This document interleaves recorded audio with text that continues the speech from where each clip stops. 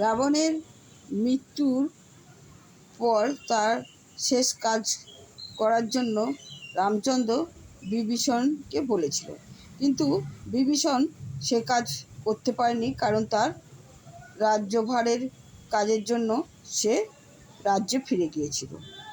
নাগকুলের লোকেরা নাগেরা রাবণকে নাগকুলে নিয়ে চলে গিয়েছিল।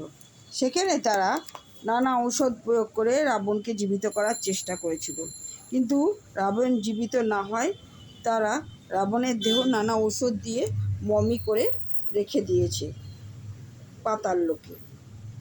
তাদের ধারণা বা বিশ্বাস যে রাবণ একদিন বেঁচে উঠবে, কিন্তু রাবণ অনেক বড় তপস্বী ছিল। সে ইচ্ছা মৃত্যু নিয়েছে।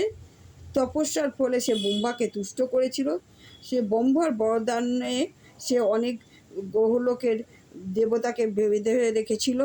হনুমানজি শনি দেবতাকে সেই বন্ধন থেকে মুক্ত করেছে। শ্রীলঙ্কার অনেক লোক এখনও ভাবে যে রাবণ একদিন বেঁচে ফিরে আসবে। রাধে রাধে।